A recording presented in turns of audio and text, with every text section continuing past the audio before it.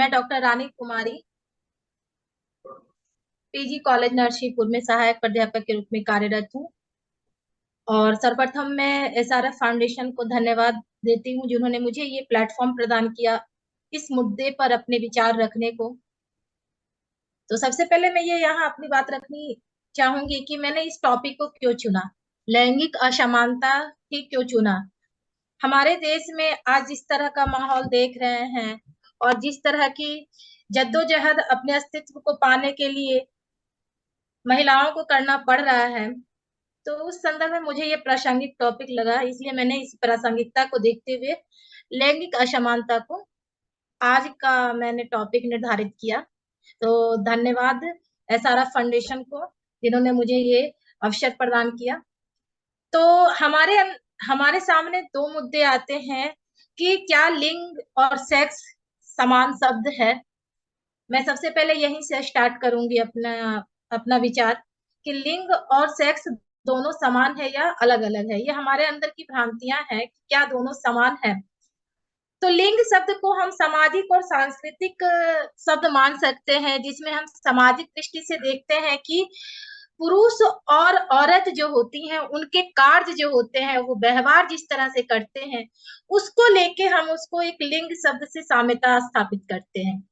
दूसरी ओर सेक्स जो होता है, ये आदमी और पुरुष के शारीरिक बायोलॉजिकल उनका जो वो हो उसको चिन्हित करता है। यानी कि यह एक जैविक और शारीरिक घटना मान सकते हैं सेक्स को, जबकि लिंग एक सामाजिक और सांस्कृतिक शब्द की श्रेणी में रख सकते हैं।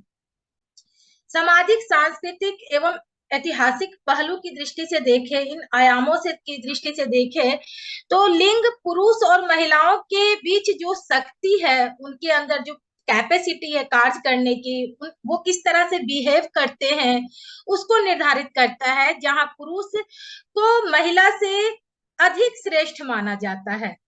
तो ये अधिक श्रेष्ठ मानना शारीरिक रूप से या मानसिक रूप से, मुद्दा यही होता है कि हम जब पुरुष और महिला को श्रेष्ठ, पुरुष को महिला से श्रेष्ठ क्यों मान, क्या पुरुष शारीरिक दृष्टि से उससे श्रेष्ठ है या मानसिक रूप से उससे श्रेष्ठ है।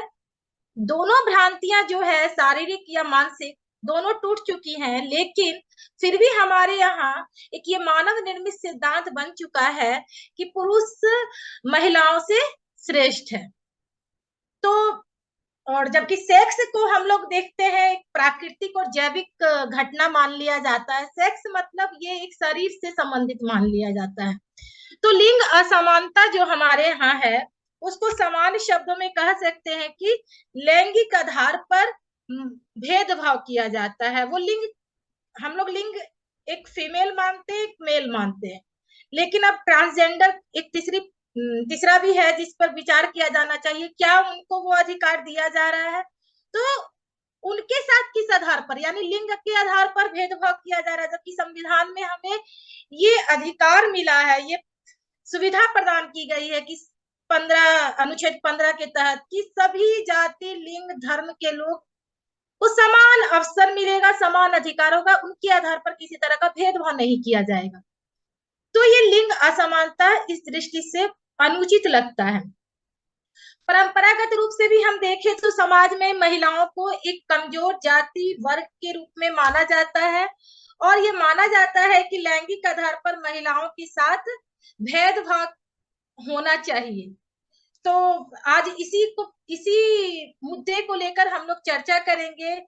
क्या घर और समाज में उनको वो अधिकार मिला है जो वाजिब अधिकार उन्हें संविधान के द्वारा, मानव अधिकार के द्वारा मिला हुआ है। अंतर्राष्ट्रीय स्तर पर जिन अधिकारों की बात करते हैं, भारत अपने आप को विश्व गुरु मानता है, भारत अपने आप को सांस्कृतिक दृष्टि से संपन्न देश मानता है, क्या वो उस दृष्टि से महिलाओं को वो अधिकार दे पाता है जिसकी समृद्धि, जिसकी गाथा, विकास गाथा की बात वो करता है। तो लिंग समानता, ये तो हम बात कर लिए कि ये लिंग असमानता है क्या। अब हम बात करेंगे कि लिंग समानता क्या है। आखिर ये असमानता हमारे देश में है, तो समानता कहाँ से आएगी। तो सभी मनुष्य अपने लिंग समानता में हम ये कह सकते हैं कि सभी जो मनुष्य है अपने जैविक अंतर यानी उनका बायोलॉजिकल फीचर कुछ भी हो, उनके बावजूद उनको समान अवसर मिले सभी चीज में, उनको संसाधनों में समान सभी तरह के संसाधन जो हमारे देश में उपलब्ध है उनको समान अवसर उपलब्ध हो, उनके समान पहुंच हो, यानी इजिली वो उस संसाधनों को उपयोग कर सके, और उनकी भागीदारी जो आर्थिक राजनीतिक भागीदारी भी वो समुचित रूप से उचित तरीके से वितरण हो उसका। ये हमारी लिंग समानता की बात हुई। जीवन शैली के जो तरीके हैं उसमें भी वो समानता दिखनी चाहिए। निर्णय लेने की जो क्षमता हम आजकल देखते हैं कि समाज में हो, घर में हो या राजनीति में हो, महिलाओं की जो निर्णय लेने की जो क्षमता होनी चाहिए वो निर्णय ले सकती है, उस पर उनको ज्यादा तवज्जो नहीं दिया जाता है। तो लिंग समानता में हम लोग यही बात कर सकते हैं कि उनको समान रूप से भागीदारी मिले इन सभी क्षेत्रों में, तब हम लिंग समानता की बात कर सकते हैं। लेकिन आज हम जो प्रेजेंट सिनारियो देख रहे हैं वह इस तरह की लिंग समानता हम नहीं देख रहे हैं। तो लड़कियों के साथ महिलाओं के साथ इस तरह का भेदभाव कहाँ तक उचित है, ये हम इस पर हम विचार कर सकते हैं। अब बात करते हैं कि ये लिंग समानता की चर्चा की आवश्यकता क्यों पड़ी। उसी तरह जैसे हर कमजोर वर्ग, हर वंचित वर्ग के लिए हम देखते हैं कि आवाज उठनी चाहिए। कोई भी आवश्यकता तब परिणति में बदल जाता है जब हम देखते हैं कि उसके साथ न्याय नहीं हो रहा है, तब उसकी चर्चा करते हैं। हम हिंदी की बढ़ावा देने की बात करते हैं क्योंकि हमें लग रहा था कि हिंदी पिछड़ रही है। हम किन्नरों की बात करते हैं, उनको वाजिब अधिकार मिलना चाहिए। हम उसी तरह से हम महिला पुरुषों के समान अधिकारों की बात करते हैं क्योंकि हमें लग रहा है कि हमारे देश में ये समानता कुछ हद तक स्थापित नहीं हो पाई है, इसलिए इसकी चर्चा आवश्यक जान पड़ती है। जागरूक व्यक्ति ही इस तरह की बात कर सकते हैं। हमारे अंदर जो जागरूकता है वो हमारे देश में जागरूकता की कमी है। जो हम पीढ़ियों से सीखते आए हैं, जो हम करते आए हैं, उसी को हम लोग परंपरा और विरासत के रूप में आगे उसको ढोते हैं। जो हमारी महिलाओं के साथ पहले होता आया है वही हम भी करें, ये कहाँ तक उचित है। यानी हमारे अंदर जागरूकता की कमी है। ये सबसे प्रमुख कारण है जिस पर बल दिया जाना चाहिए कि हम लोग उसी उसी परंपरा को ढोए नहीं। महिलाओं के साथ जिस तरह का शोषण होता है, जिस तरह का व्यवहार हो जाता किया जाता है, उस पर रोक लगानी आवश्यक है। हम देखते हैं कि आज की भले ही उसकी संख्या कम हो गई हो, प्रतिशत कम हो गया, लेकिन गर्भ में ही जो महिला भ्रूण को मार दिया जाता है, भ्रूण हत्या कर दी जाती है। तो ये क्योंकि उनको लगता है कि हमारे लिए परिवार के लिए बोझ है। वो बोझ इसलिए मानी जाती क्योंकि उनको उससे आउटपुट नहीं मिलेगा। बेटे होते तो उनको इनपुट डालते तो वो आउटपुट मिलता।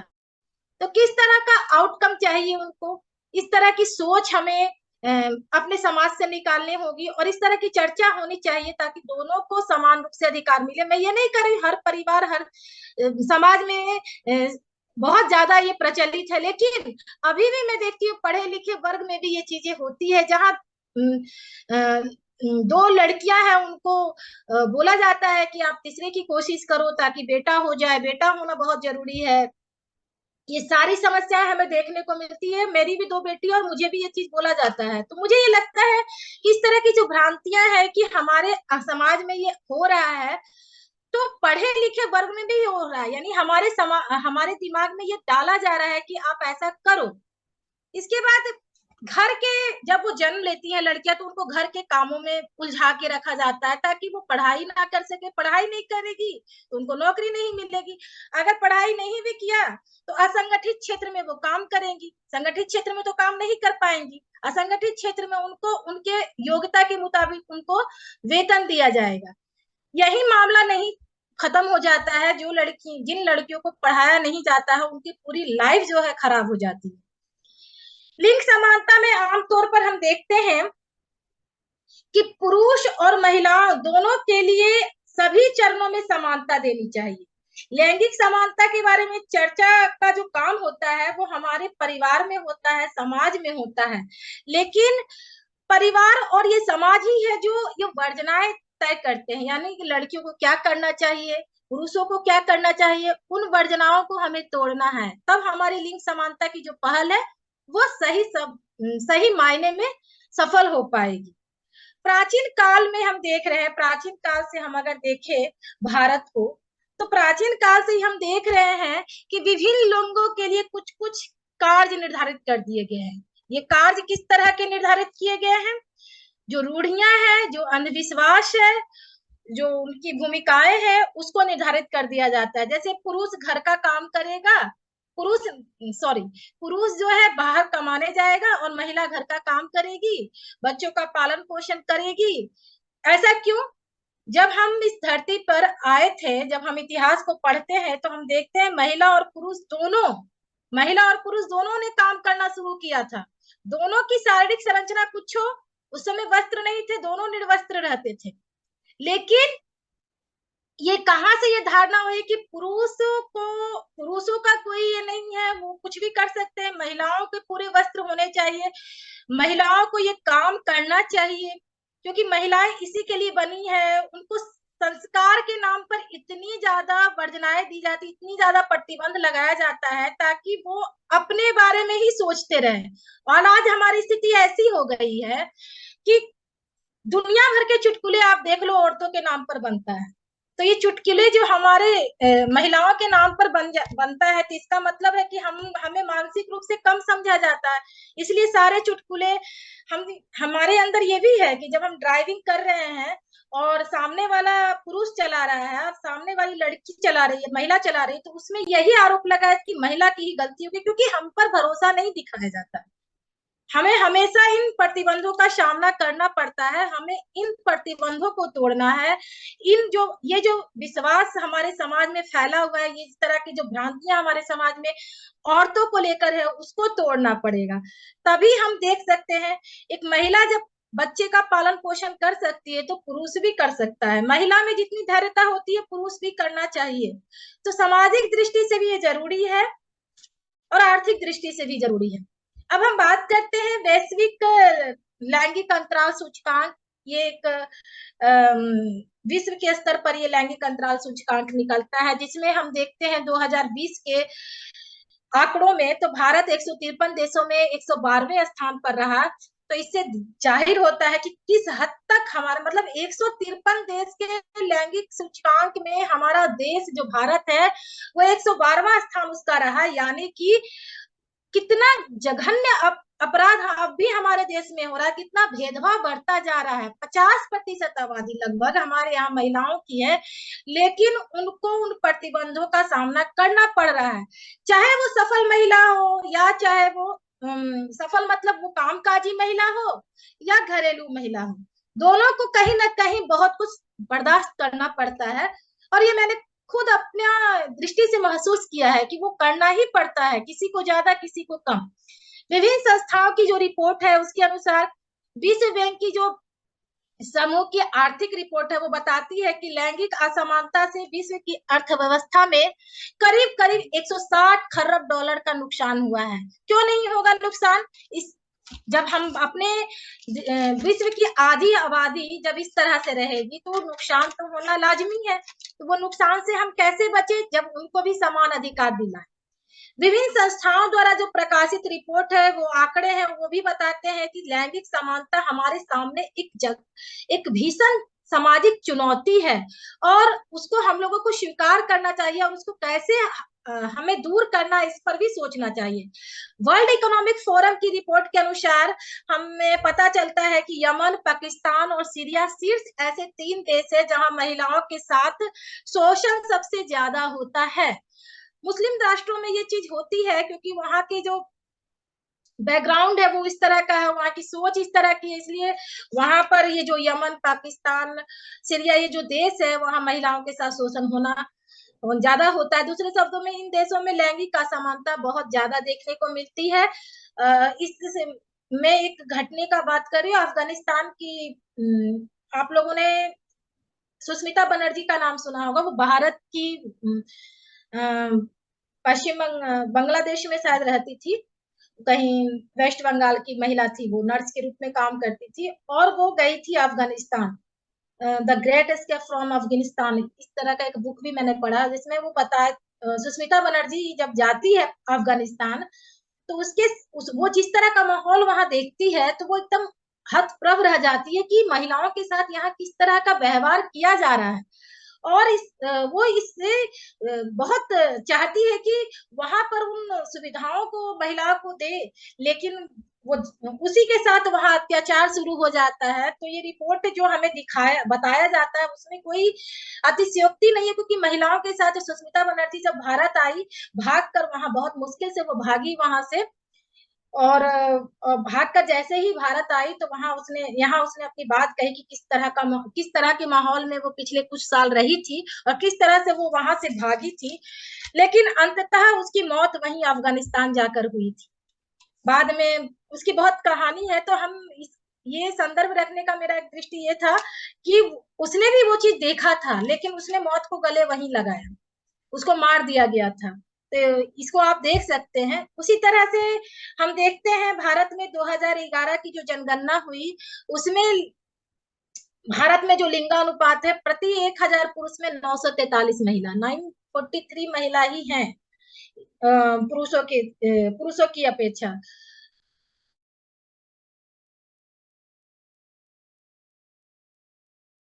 लेकिन वैसा नहीं हो पाता।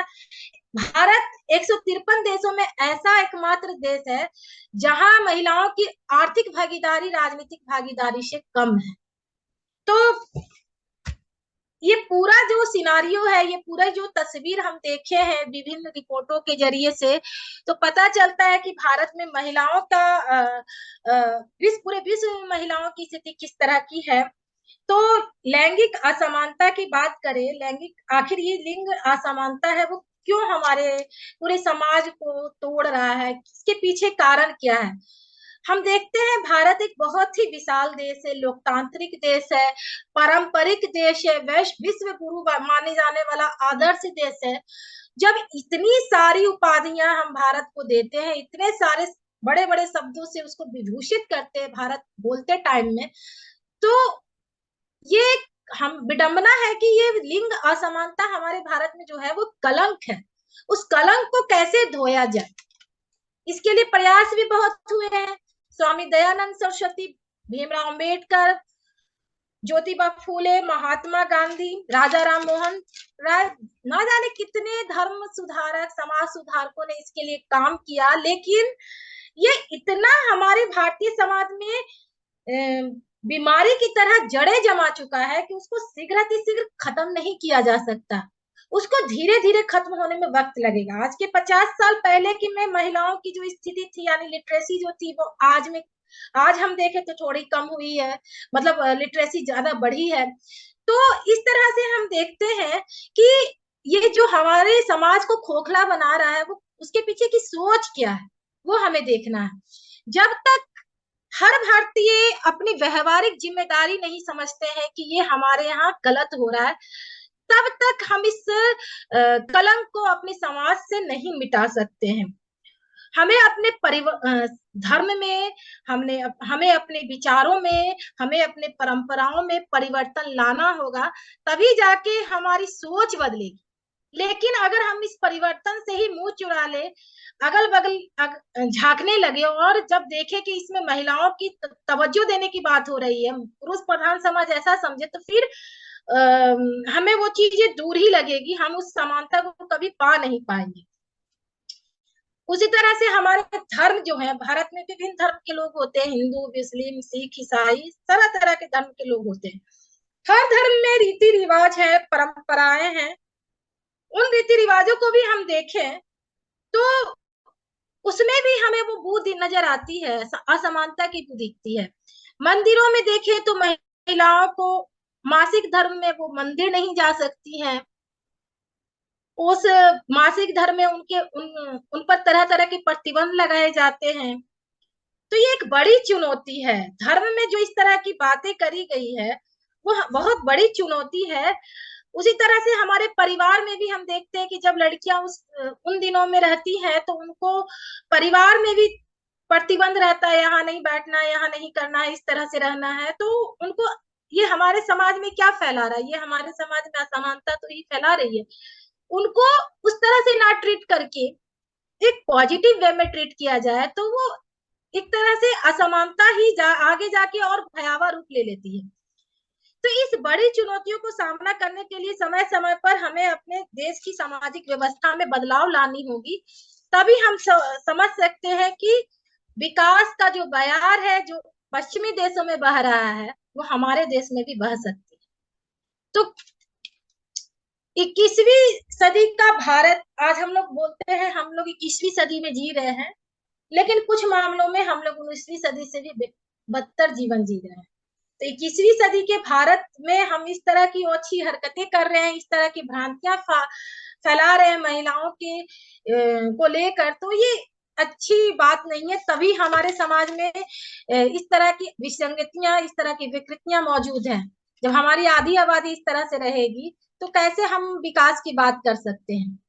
लैंगिक असमानता के कारण पर बात करें कि ये लिंग असमानता, तो सबसे पहले पेट्रियार्कल सोसाइटी जो हमारा पितृसत्तात्मक समाज है वो सबसे ज्यादा जिम्मेदार है।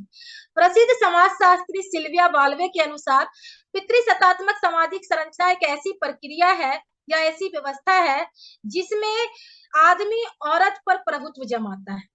कितना कमाल का बात है। मतलब सिल्विया बाल्वे ने ये कहा कि आदमी औरत पे प्रभुत्व जमाता है। कभी आपने देखा है, सुना है कहीं कि औरत आदमी पे प्रभुत्व जमाती है? नहीं। अभी जितनी भारत में घटनाएं हो रही है, किसी महिला के 36 टुकड़े कर दिए गए, किसी के प्रेशर कुकर में उनको उबाल दिया गया, उनको खत्म कर दिया गया, उनके अस्तित्व को मिटा दिया गया, किसी को सूटकेस में बंद कर दिया गया, किसी को फ्रिज में बंद कर दिया गया। ये इतनी जघन्यता आखिर आई कहां से? कभी आपने नहीं सुना था किसी यानी 56 इंच के पुरुष वाले भारत में हम देख रहे हैं महिलाओं के को 36 टुकड़े किया जा रहा है। तो ये बातें बताती है, ये हमें सही दिशा दिखाती है कि महिलाओं को अब आवाज उठाने की का वक्त आ गया है। नहीं तो 56 इंच के पुरुष वाले भारत में 36 टुकड़े होते ही रहे। तो ये जो हमारे समाज में इस तरह की बातें हो रही, इस तरह की जघन्य अपराध हो रहे, ये जघन्यता, ये भीषणता कैसे आती है? कभी हम लोगों ने नहीं सुना था किसी महिला ने उसके साथ, अपने पति के साथ ऐसा किया होगा। रेयर ही कुछ छोड़ दे एक आध केस, लेकिन हम महिलाओं में ऐसी ऐसी क्या बोलते हैं, इस तरह का पाशविकता, वो नहीं, इतनी बर्बरता महिलाओं में नहीं देखी जाती, क्योंकि महिलाएं संवेदना से परिपूर्ण होती है। उनके साथ पुरुष अगर थोड़ा अच्छा बात करे तो भाग जाती है। तो महिलाओं की सबसे बड़ी कमजोरी अगर हम माने तो उनकी भावनाएं हैं, जिसके कारण से उनके 36 टुकड़े हो रहे हैं। वह भावनाओं में बहकर ही सारे काम किए जा रहे हैं। तो ये हमारा जो पितृसत्तात्मक समाज है वो बहुत हद तक जिम्मेदार है। इसलिए जब तक ये पितृसत्तात्मक व्यवस्था का अंत नहीं होगा, महिलाओं का दमन और शोषण होता रहेगा। और पितृसत्तात्मक व्यवस्था को वैधता कौन दे रहा है, उसको स्वीकृति कौन दे रही है? तो हमारे धार्मिक विश्वास दे रहे हैं, हमारी सामाजिक मान्यताएं दे रही है, चाहे वो हिंदू धर्म हो या मुस्लिम धर्म हो, चाहे अन्य धर्म हो। हम देखते हैं कि वहां इस तरह की बात की जाती है, धर्म की आड़ लेकर किया जाता है। इसके अलावा जैसे हम देखते हैं मोहम्मद, पैगंबर मोहम्मद ने बताया कि 4 शादी मुस्लिमों में स्वीकृत है। कुरानों में भी ये बात कही गई। यही नहीं, मोहम्मद साहब ने अपने से कई साल छोटी लड़की से विवाह किया था। ये एक विसंगति है, और फिर भी वो कर रहे हैं। ये धर्म उनको बढ़ावा दे रहा है, ये स्वीकृति मिल रही है उनको। वो किन परिस्थितियों में किए होंगे उसकी बात नहीं होती, लेकिन उसको, उसकी आड़ लेकर हमारे समाज में ये सारी चीजें हो रही है। बहुपति विवाह हो रहा है। उसी तरह से हम हिंदू धर्म में देखें तो कृष्ण ने गोपियों के साथ रासलीला किया। तो कई जो आशिक होते हैं वो, या पति होते हैं, वो तो ये बताते हैं कि कृष्ण ने इतने रासलीला की, हम भी कर लिए तो क्या हो गया। तो यही तो लिंग असमानता है। अगर महिला करे तो वो चरित्रहीन हो गई, पुरुष कहे तो वो कृष्ण बन गया। और धर्म में चार औरतें रख सकते हैं, जबकि महिलाएं नहीं रख सकती हैं 4 पति। ये इस तरह की भेदभाव किया जाता है। अभी सबरीमाला में देखिए, सबरीमाला मंदिर में इतना ज्यादा हंगामा हुआ कि महिलाएं जो महिलाओं का प्रतिबंध उस मंदिर में जाने से लगा दिया गया। क्यों? क्योंकि वो उनका वो प्रॉब्लम है, मासिक धर्म का प्रॉब्लम है, इसलिए सिर्फ 10 साल की महिलाएं ही आ सकती है, बच्चियां ही आ सकती है, उसके बाद की उससे वो बड़ी उम्र की महिला नहीं आ सकती है। तो ये भेदभाव है जो हमें हर जगह देखने को मिल रहा है। तो उसी तरह से हम हिंदू धर्म में मनुस्मृति की बात करें तो मनुस्मृति में कहा गया है कि औरत जब जन्म लेती है तो जन्म के टाइम में वो पिता के अधीन रहती है, जब उसकी शादी होती है तो वो पति के अधीन रहती है, जब वो वृद्धावस्था को प्राप्त करती है तो पुत्र के अधीन होती है। यानी किसी ना किसी के अधीन, क्या उसका अपना स्वतंत्र अस्तित्व नहीं है? उसके वो अपने उस बेटे के अधीन क्यों रहे जिसको उसने पाल पोस कर बड़ा किया? यानी कि औरतों को किस तरह से आप कमजोर मान रहे हो, मानसिक और शारीरिक रूप से। लेकिन ये उनकी भ्रांति है, ये उनका वहम है। महिलाओं को पुरुषों से ज्यादा मजबूत बनाया गया है। अत्यधिक जो हमारे भारत में गरीबी बहुत है, शिक्षा की कमी के कारण भी हम देखते हैं। अब जो महिला जहाँ गरीबी है वहां महिलाओं की शिक्षा की बात नहीं की जा सकती, महिलाओं की आवश्यकताओं की बात नहीं की जा सकती है। गरीबी में महिला को अपने अधिकारों की बात नहीं पता, क्योंकि उनको शिक्षा नहीं मिला है। तो जब तक शिक्षा नहीं मिलेगी वो अपनी बात कैसे रख पाएंगी? इसके कारण से वो क्या करती हैं, बहुत ज्यादा गरीबी होती है तो वो ऐसे कार्य करती है जो जिससे वो उनको कम पैसे मिलते हैं। वैश्यावृत्ति अपना लेती है महिलाएं, क्योंकि उनको उस धंधे में धकेल दिया जाता है और फिर उनके साथ ताउम्र वहां पर भी असमान व्यवहार किया जाता है। इस पर भी कई पिक्चरें बनी है, कई मूवी बनी है हमारे बॉलीवुड में, और उसमें दिखाया गया कि किस तरह से महिलाएं जो है वैश्यावृत्ति में जाती है और उसके पीछे के कारण क्या है। विभिन्न तरह की संस्थाएं जो एनजीओ है वो भी कार्य कर रहे हैं इस पर। तो उसको, उन रिपोर्टों को अगर हम देखें तो उसमें पाएंगे कि सारी तरह की समस्याएं कहाँ से उत्पन्न हुई है। लड़की जब जन्म लेती है तो उनको बचपन से ही हमें शिक्षित करना चाहिए।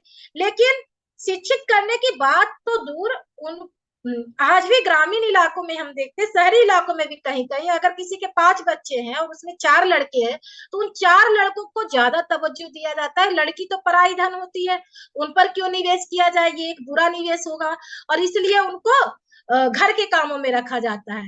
लेकिन ये एक ही माँ के पेट से उत्पन्न बच्चे पे भेदभाव किया जा रहा है, यानी कि एक लड़की के साथ भेदभाव किया जा रहा है, लड़कों को सारे, वो लड़की जो एक ही उसी माँ बाप की संतान है उसको ताउम्र उस असमानता के कारण कितना झेलना पड़ेगा।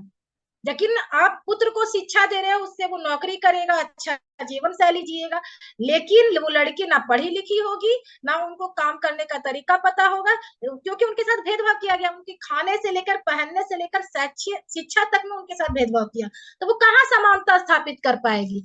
और फिर बोल दिया जाता है कि लड़कियां कमजोर होती हैं। ये असमानता ही है जो उनको कमजोर बनाती है। और जब वो शिक्षित नहीं होगी तो उनको नौकरी कैसी मिलेगी? जहां उनको स्किल्ड होगा, जब उनके पास स्किल नहीं है तो उनको नौकरी भी तो वैसे ही मिलेगी। तो उसके कारण से वो पिछड़ती जाती है। लेकिन हम देख रहे हैं कि प्रत्येक साल जब हम हाई स्कूल और इंटरमीडिएट का रिजल्ट देखते हैं तो उसमें लड़कियां टॉप पर होती है और लड़कियों की संख्या ज्यादा होती है सफलता के मामले में। फिर भी इंटरमीडिएट के बाद प्रतिशतता जो होती है इनरोलमेंट में, नामांकन में, ग्रेजुएशन पर, वो कम हो जाती है लड़कियों की, उनकी शादी कर दी जाती है, शादी के बाद उनके बच्चे पैदा हो जाते हैं। यानी जो लड़की हाई स्कूल और इंटरमीडिएट में अच्छे नंबरों से पास की थी वो चाहती तो अपने जीवन में अच्छा कर सकती थी, लेकिन शादी और ये कई तरह के सामाजिक प्रतिबंध जो होते हैं उसने उसकी लाइफ को बर्बाद कर दिया। उसी तरह से कई लड़की जो इसको इस प्रतिबंध से ऊपर जाके कुछ काम करती है, जैसे यूपीएससी का भी रिजल्ट निकला था अभी इस साल, उसमें टॉप 10 में 4-5 महिलाएं थी। बहुत गर्व की बात है। और मैंने ये भी पढ़ा कहीं कि लड़कियों को कम नहीं समझना चाहिए। ये देखिए लड़कियों ने किस तरह का तस्वीर पेश किया है। मैं उनसे ये पूछना चाहती हूँ कि क्या यूपीएससी जो पास कर लेती हैं या पीएससी में जो लड़कियां पास कर लेती हैं, उत्तीर्ण हो जाती है, सिर्फ जो सफलता प्राप्त करती है, जो मेडल जीतती है, क्या वही महिला कहलाने योग्य है। हम उन महिलाओं के बारे में क्यों नहीं सोचते जो महिला होते हुए भी अपने घर के कामों को कर रही है, बच्चे पाल रही है, अब बहुत ईमानदारी से काम कर रही है, लेकिन उनको क्यों उस है दृष्टि से देखा जाता है। यानी सफलता गाड़ेंगे तभी तुम्हें तवज्जो दिया जाएगा।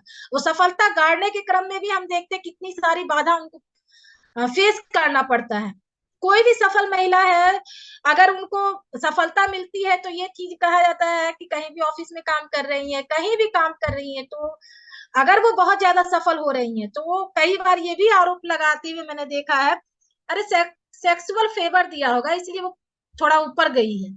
तो ये सारी चीजें बताती है, सारी तस्वीर, यानी कि चिट भी मेरी पट भी मेरी, यानी आप इधर महिलाओं को कहीं से भी मतलब ये नहीं, आराम नहीं है। वो सफल हुई तो उस पर इस तरह के आरोप, असफल हुई तो वो तो शारीरिक और मानसिक दृष्टि से तो पीछे ही थी। तो इसके लिए हमें सोचना होगा कि ये लिंग असमानता हमारे समाज में कहाँ तक है, हमारी जो मानसिक सोच है वो किस तरह से विकृत हो चुकी है। समाज में हम देखते हैं लोगों में आपसी कपट जो है, राजनीति की जो लालसा है, नेतृत्व की जो भावना है, और उसी ये जो अवगुण हमारे समाज के पतन का कारण बनते हैं। दुनिया भर में जो महिलाओं के प्रति अपराध बढ़ रहे हैं, यौन उत्पीड़न हो रहा है, सामाजिक और आर्थिक रूप से उनका शोषण हो रहा है, वो लैंगिक असमानता को बढ़ावा दे रही है। लैंगिक असमानता को बढ़ावा देने के लिए कुछ प्रथाएं भी है। आज चूंकि सती प्रथा, जौहर प्रथा नहीं है, लेकिन आप बताइए सती प्रथा, अब महिलाओं को जलाया नहीं जाता है पति के साथ, तो उनके साथ कुछ और किया जाता है। आज भी विधवा पुनर्विवाह कितने लोगों का हो सकता है, नहीं हुआ। अरे बच्चों के लिए आप अपना जीवन गुजार दो, इस तरह का लेक्चर दिया जाता है उनको। तो इस जौहर प्रथा में भी देखते थे उस समय का जो माहौल था कि जब कोई राजपूत राजा हार जाता था तो वो आक्रांता से बचने के लिए वो अपना जौहर कर देती थी, अपने आप को समाप्त कर देती थी। तो ये सारी समस्याएं वहीं से जुड़ी हुई है और इसको हम लोग ढो रहे हैं एक संस्कार के रूप में, संस्कृति, हमारी भारतीय संस्कृति के रूप में। तो ये इस पर विचार करने की जरूरत है। मुस्लिम समाज में पुरुषों के द्वारा हम देखते हैं 3 बार तलाक दे दिया जाता है, तलाक तलाक तलाक, और उसके बाद उनका तलाक हो जी, मतलब 3 बार तलाक देने से उनके बीच के सारे रिश्ते समाप्त हो जाते हैं। कई बार हम लोग को गुस्सा आता है, हम लोग ऐसा कहते तलाक तलाक तलाक, तो वो 3 बार तलाक हो जाने से उनके सारे रिश्ते खत्म हो गए। ये एक बेतुकी बातें हैं, फिर भी हम इसको ढो रहे हैं। हालांकि हमारी सरकार ने इसको समाप्त कर दिया, तलाके बिद्दत को समाप्त किया, तलाके हसान और कुछ कुछ तरह की तलाक दिया जाता है उसको समाप्त नहीं किया गया है। तो ये हम देखते हैं कि सामाजिक, धार्मिक और सामाजिक रूप में ये सही नहीं है। संवैधानिक रूप से भी हमें पुत्रियों को संपत्ति का अधिकार मिला है, लेकिन ये कितना ज्यादा सक्सेस हो रहा है उस पर भी विचार करने की बात है।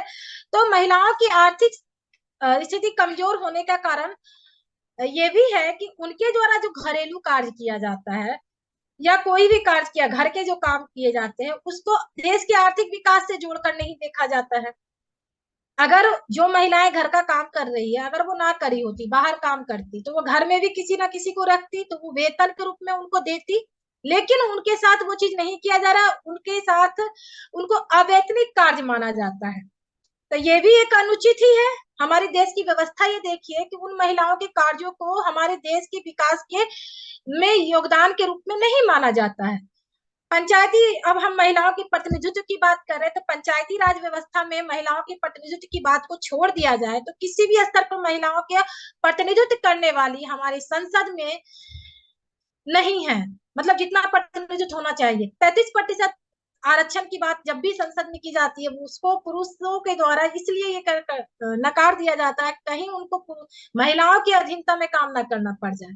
तो राजनीतिक स्तर पर भी हम देखते हैं महिलाओं की स्थिति ठीक नहीं है, जिसके कारण से महिलाओं की आवश्यकताओं, महिलाओं की जो समस्याएं हैं उसका उसको सही रूप से पहुंचाया नहीं जा सकता जा रहा है। जो महिलाएं हैं भी तो वो बस अपने उल्लू सीधा करने में, यानी महिलाओं की वैचारिक शक्ति भी वैसी होनी चाहिए। जो जो महिलाएं हमारे संसद में है, विधानसभा में है, उनको हमारी बातें रखनी चाहिए, लेकिन वहां जाकर, क्योंकि वो जिस पृष्ठभूमि से जाती हैं वहां पर वो उस पृष्ठभूमि से जुड़ी नहीं होती है, इसलिए ऐसा हो रहा है। तो समाज की संकीर्ण मानसिकता, सामाजिक सुरक्षा इत्यादि के कारण भारत में महिलाएं जो है उच्च शिक्षा में भी पुरुषों से कम है। अब हम देखते हैं कि ये लैंगिक असमानता जो है वो किस किस क्षेत्र में है। सबसे पहले सामाजिक क्षेत्र की बात कर ले हम, तो भारतीय समाज में महिलाओं को घरेलू कार्य से जोड़ कर रखा जाता है। उनका काम, जैसा कि मैं पहले बता चुकी हूँ, भोजन बनाना है, बच्चों का पालना पोषना है, लेकिन निर्णय लेने की क्षमता उसमें नहीं होगी। घर में कोई भी निर्णय होगा वो पुरुष ही करेंगे, उनको कोई अधिकार नहीं है कि वो उस पर काम करे। तो ये पुरुष का ही काम है निर्णय लेने का। घर में कोई भी निर्णय लेना है, खाना क्या बनना है वो महिला कर सकती है, लेकिन घर के जो निर्णय होते हैं बड़े बड़े, उसमें महिलाओं को कोई तवज्जो नहीं दिया जाता है। उसी तरह से महिला मुद्दों से संबंधित विभिन्न जो संगठन है, उसमें भी हम देखते हैं महिलाओं की संख्या कम ही होती है। अभी मैं एक 2 महीने पहले ट्रेन में जा रही थी, मेरे सामने में कोई महिला थी, वो भी अपने बर्थ पे जा रही थी। हम लोगों के बीच कुछ बातचीत हुई और एक बाहर से कोई व्यक्ति आया, महिला ही थी, वो भी 1-2 घंटे के लिए बैठना चाहे उनके बर्थ पे। उसने मैं बोला कि हाँ बैठ जाओ आप, लेकिन जब उनके पति आए तो उस महिला जो जिसको बैठने के लिए उसने कहा, आप कैसे बैठ गई? तो महिला ने बोला कि आपकी मिसेज ने बोला मुझे बैठने के लिए। तो अरे ये कुछ भी बोलेगी तो इसका कुछ नहीं चलता, जाओ यहाँ से। उस समय हतप्रभ रह गई कि महिला को इतना भी अधिकार नहीं है कि वो एक अपने बर्थ पर किसी को 1 घंटे के लिए बैठने दे। तो ये एक छोटी सी घटना है, लेकिन मैं उस दिन सोचने पे मजबूर हो गई कि अगर मेरा पति ऐसा करता तो क्या मैं इसको पचा पाती? यानी आप बाहर भी मेरा जो थोड़ा सा भी इमेज है उसको आप खराब कर रहे हो। ये छोटी सी घटना, लेकिन विचार करने को मजबूर हो रहे हैं हम कि उस महिला को उसी औरत के सामने इस तरह से उनको उनके निर्णय को अच्छा नहीं माना गया कि आप बैठने नहीं, जबकि वो क्या करी थी, 1 घंटे के लिए बैठने दी गई थी। वो उसके अंदर की करुणा थी, उसके अंदर की दया थी, लेकिन उस पुरुष ने उसके साथ वैसा किया। तो ये सारा छोटे छोटे, मतलब इस छोटा सा इस घटने का बताने का मतलब कि छोटा सा भी चीज आप महिलाएं अपने मन मुताबिक से नहीं कर सकती है। आर्थिक क्षेत्र में करें तो महिला और पुरुषों में जो परिश्रम किया जाता है किसी भी क्षेत्र में, उनके वेतन में कमी होती है। मतलब पुरुषों को ज्यादा वेतन दिया जाता है, महिलाओं को कम दिया जाता है। रोजगार के अवसर भी पुरुषों की अपेक्षा महिलाओं को कम होते हैं आर्थिक क्षेत्र में। वहां पर क्योंकि ये बहाना बनाया था कि वो तो मैटरनिटी लेगी, वो तो चाइल्ड केयर लीव लेगी, तो उससे काम में हर्ज होगा, वो शारीरिक रूप से उतने स्ट्रांग नहीं है जिससे काम उतनी तेज गति से नहीं हो पाएगा। तो यहाँ भी भेदभाव बढ़ता जाता है।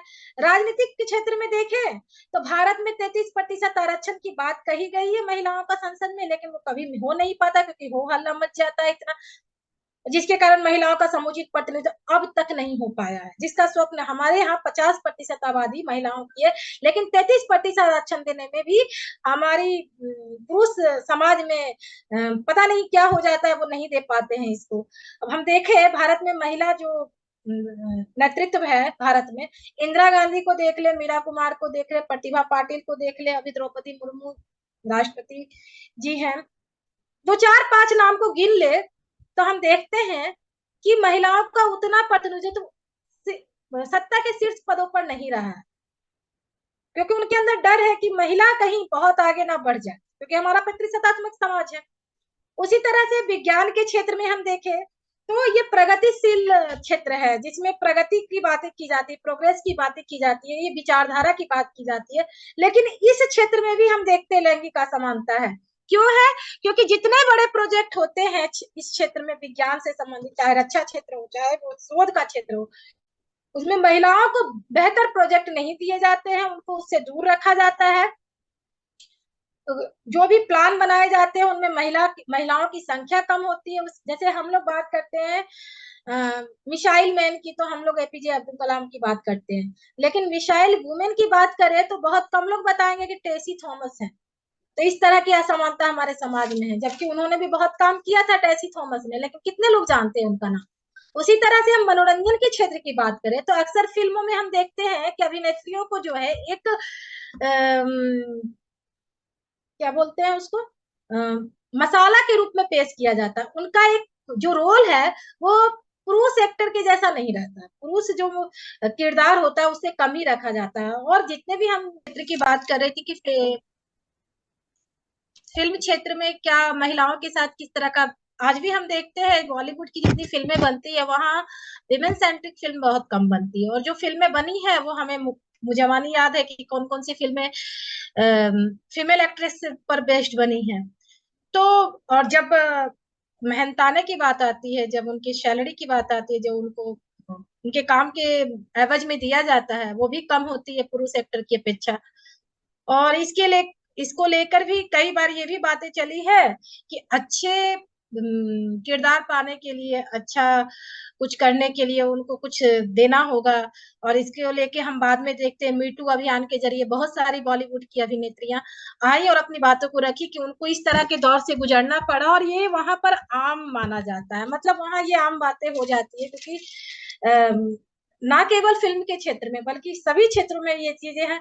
हम लोग देखते हैं गाए बेगाए, हम लोग पेपर में भी पढ़ते हैं कि इस तरह के काम हो रहे हैं जो कि अनुचित है। यानी कि आप किसी की योग्यता के बदौलत नहीं बल्कि सेक्सुअल फेवर की बदौलत आप किसी को मुकाम दे रहे हैं। और अभी जो पहलवानों का मामला आया उसमें भी हम देख सकते हैं, तो पारिश्रमिक कम दिया जाना, उनका सेक्सुअल हैरेसमेंट होना, ये सारी बातें हमें लैंगिक असमानता को ही दिखाता है।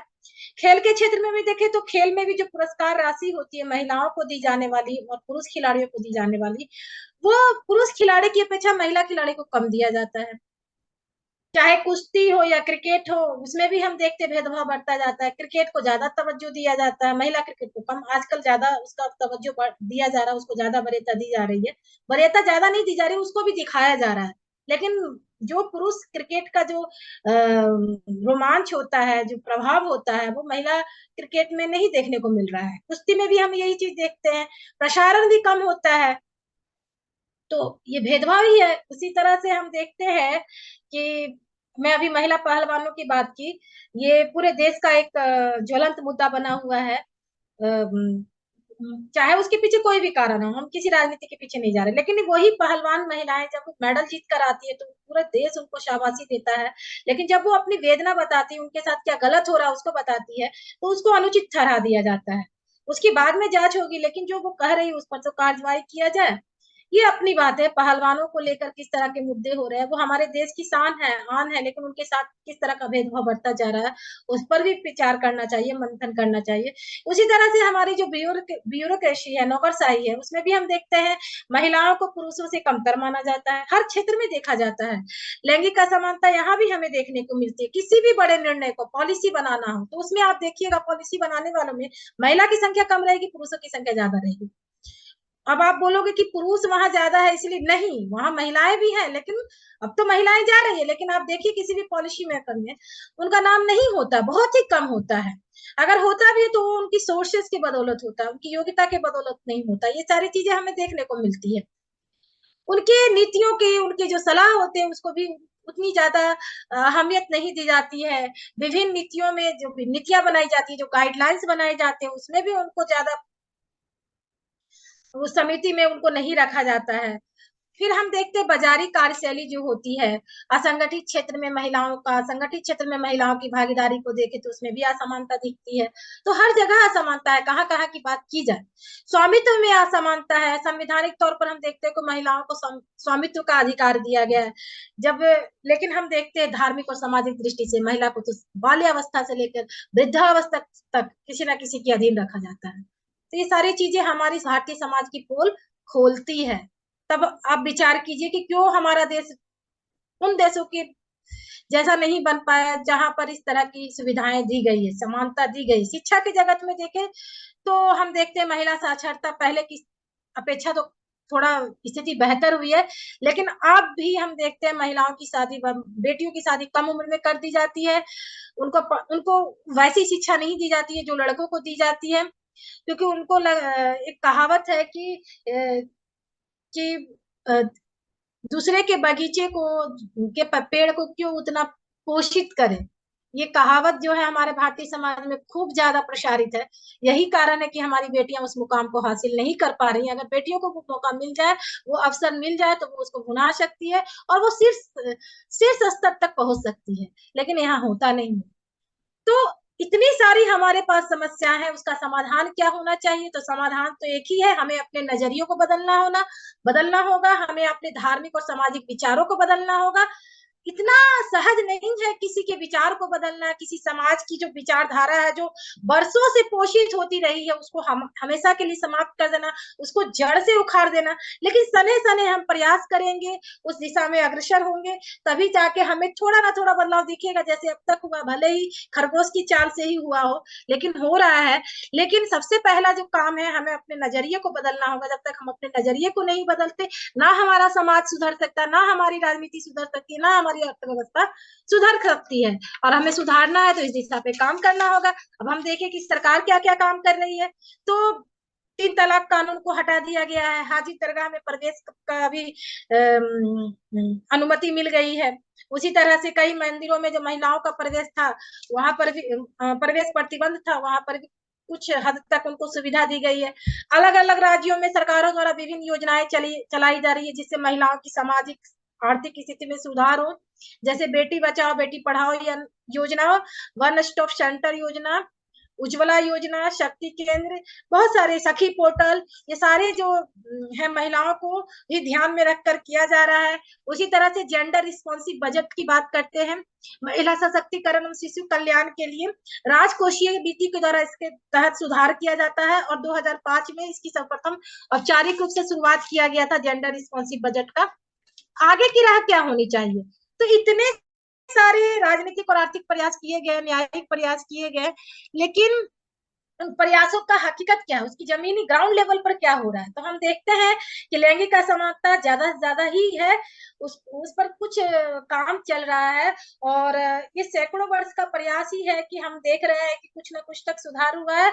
और उस पर हम ये एक हमारे समाज में व्याप्त ऐसी बीमारी है जिसको दूर करना इतना सहज नहीं है और इसके लिए हमें असाधारण प्रयास करने पड़ेंगे, तभी हमारे यहाँ जो लिंग असमानता जैसा कलंक हमारे समाज में लगा है वो दूर हो पाएगा।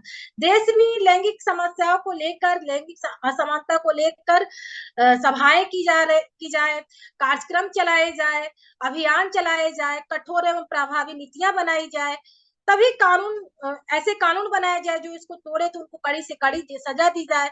समाज में इस तरह की भावना से लोगों को ओत-प्रोत किया जाए कि सभी को बराबरी से समान रूप से जीने का अधिकार है।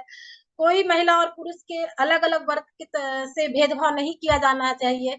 इस तरह का प्रयास किया जाए तो हम काफ़ी हद तक उसमें सफलता प्राप्त कर सकते हैं। भारतीय संविधान में भी हम देखते हैं बहुत सारी बातें कही गई है, कई तरह के सकारात्मक कदम उठाए गए हैं। बाबा भीमराव अम्बेडकर ने बहुत सारी बातें कही हैं, उन्होंने उसको अमली जामा पहनाने की कोशिश की। हिंदू विवाह अधिनियम भी उनका प्रयास से ही था। संविधान की जो प्रस्तावना है उसमें भी हर किसी के लिए सामाजिक, आर्थिक और राजनीतिक न्याय प्राप्त करने की बात की गई है, कही गई है। और उनको नागरिकों को समानता और अवसर का अधिकार प्रदान किया गया, महिलाओं को वोट डालने का अधिकार दिया गया। अनुच्छेद 15 में लिंग और धर्म, जाति और जन्म स्थान पर अलग होने पर भी उन पर किसी तरह का भेदभाव नहीं किया जाएगा, इस तरह की बात कही गई है। अनुच्छेद 15(3) में किसी भी राज्य के बच्चों और महिलाओं के लिए विशेष प्रावधान बनाए गए हैं। ये सारे हमारे अधिकारों को परिपोषित करते हैं, हमारे अधिकारों को पुष्ट करते हैं, लेकिन फिर भी हम जमीनी हकीकत जानते हैं कि हमारे भारतीय संविधान को बने हुए इतने साल हो गए, लेकिन फिर भी हमें वो वाजिब अधिकार अभी तक नहीं मिल पाया है। हमारे राष्ट्र के नीति निर्देशक तत्व जो संविधान का बहुत ही अभिन्न अंग है, भले ही वो वाद योग्य ना हो, लेकिन उसमें भी यह प्रावधान है कि महिलाओं को सुरक्षा और भेदभाव से रक्षा करने की बात कही गई है। तो भारत में महिलाओं को बहुत सारे संवैधानिक सुरक्षात्मक उपाय बताए गए हैं, लेकिन जमीनी हकीकत इससे बहुत अलग है। इन सभी प्रावधानों के बावजूद देश में महिलाओं के साथ आज भी एक तरह का द्वितीय श्रेणी का व्यवहार किया जाता है और ये उनकी इच्छाओं के विरुद्ध किया जाता है। उनको उनकी जो स्थिति हमारे देश में है वो स्थिति किसी से छुपी नहीं है। चाहे राज्य सरकार कुछ कर ले, केंद्र सरकार कुछ कर ले, हमारे संविधान में कितनी ही बातें कही जाए, लेकिन हमें खुद से प्रयास करना होगा, हमें अपनी मानसिक स्थिति में सुधार करना होगा, हमें समाज का जो पैट्रियार्कल सोसाइटी है उसको थोड़ा परिवर्तित करना होगा, उनकी सोच में परिवर्तन लाना होगा, समानता का बयार बहाना होगा, तभी हम जाके उस चीज को पा सकते हैं जिसका हम लोग जो हम महिलाएं लंबे वर्षों से जद्दोजहद कर रहे हैं, संघर्ष कर रही हैं। और कहते हैं ना, आशा है तो सब कुछ है, और उस आशा की दृष्टि से ही हम कह सकते हैं कि वो दिन भी दूर नहीं होगा। भले हम रहे ना रहे, हमारी आने वाली पीढ़ी उस समानता को भोगेगी। धन्यवाद।